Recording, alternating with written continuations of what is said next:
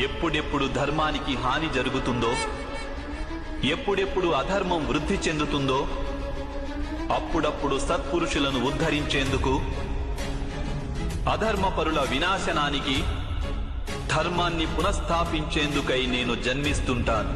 ఇది ప్రతి యుగంలోనూ జరుగుతూ వచ్చింది, అలాగే ఇక ముందు కూడా జరుగుతూనే ఉంటుంది.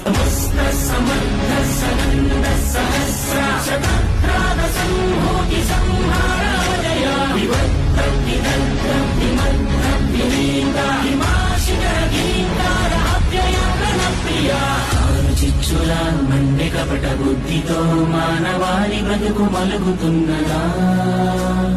ఏకపాదమే ఉన్న ధర్మమేలా ఇసుక సేతువై కూలుతున్నదా? ఆఖరి కన్నీరు తుడిచేందుకు నీరాగకే వేచరా.